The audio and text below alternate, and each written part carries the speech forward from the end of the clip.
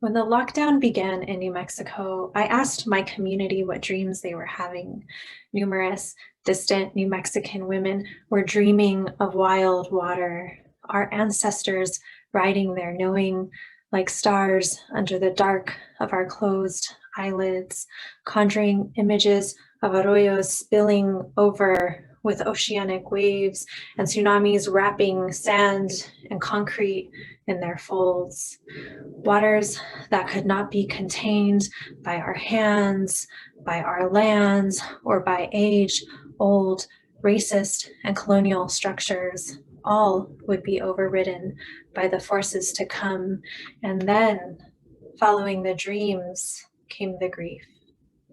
As loss set her unyielding roots across communities, marking the fabrics of our lands, with tears and exhaustion hurting most those with generational exposure to the vulnerabilities of inequitable healthcare, shallow economies, and environmental racism.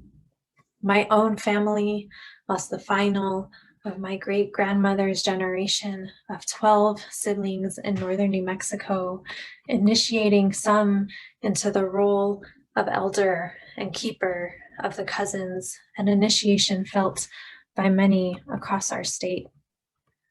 As we carry the collective waters of grief held by our state's beloved communities, we also pray and trust that our ancestors are lending us their wisdom, offering us clarity as the eyes are cleansed by tears, imparting us with fortitude as we seek the realization of freedoms they never had, infusing us with love for these lands that we now have a deeper calling to steward, and placing in our palms the healing of gentle hands and compassionate touch for when we can safely embrace.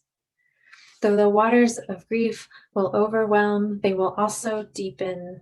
We are becoming the containers that can hold the unknown and bring into being the impossible. Our shared capacity for joy, creativity, connection, and inspiration will continue to meet in the power of community. We have been and are becoming deep wells in this beautiful desert with nourishment for a healing and just way forward. Many of us desert dwellers are learning how to swim and row and sail, and our ancestors are reminding us that once this desert was an ocean and that Madre Tierra is our ancestor too, her generativity held in our cells, waiting to be activated and emboldened. Among the great waters of grief have been rivers and waves of movement and recognition for the profundity of lives that are Black, Indigenous, and brown, that are trans and non-binary, and offer beautiful expressions of love.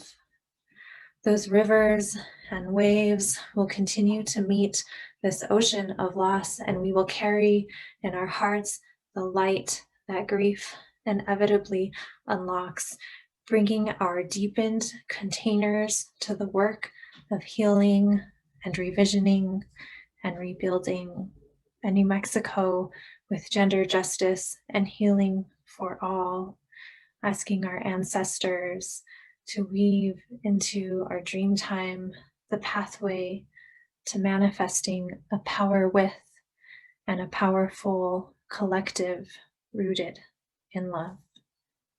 Thank you.